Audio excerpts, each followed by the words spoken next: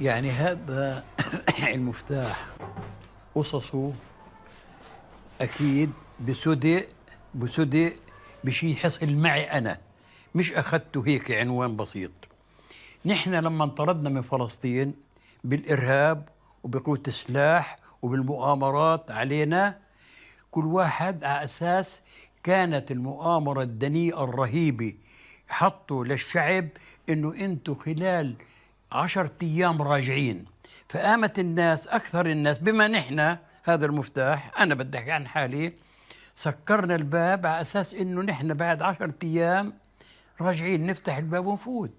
فهاي المفتاح يعني هالسنين كلها 66 عام، فصار عندنا رمز إنه هذا المفتاح شو قصته، شو صار معانا. والله من فلسطين هذا المفتاح، هاي مفاتيح هيك أبواب كبيرة. رجعنا من نهر البارد على مخيم برج البراجني، يعني سنة 1966 رجعنا للمخيم لهون.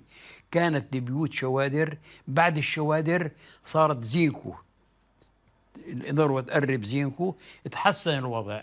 ومرت هاي السنين كان مخيم رمل هون، يعني ما كان ضيق هيك، كثرة البني آدمين ومحصورين مطوع، يعني كل مخيم مش مسموح له يطلع لبرا الا ضمن هالمخيم.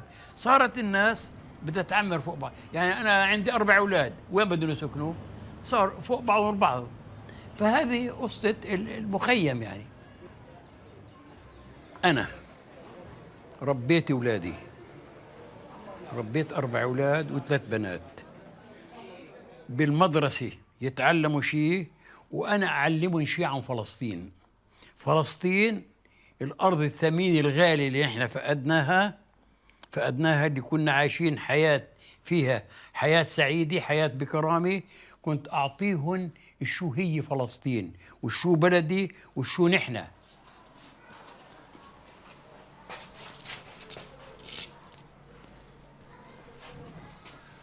هذه لبنان، هاي جبل الجرمة، هاي سعسع على حدود لبنان.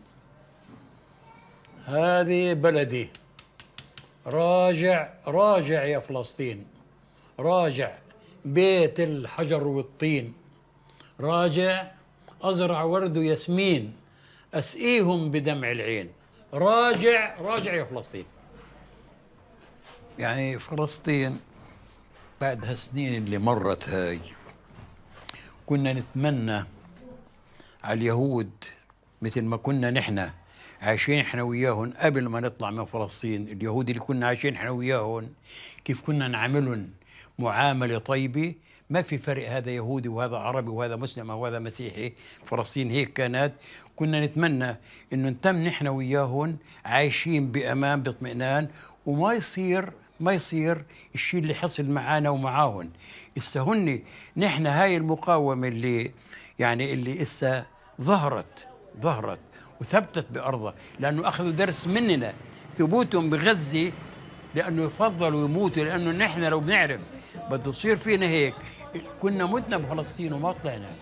هاي مستقبل فلسطين. أنا يعني بعلن للعالم كله إنه فلسطين من جيل لجيل إذا ما رجع الحق هذا لأصحابه، ما ممكن اليهود يعيشوا بأمان، الصهاينة ما ممكن يعيشوا بأمان.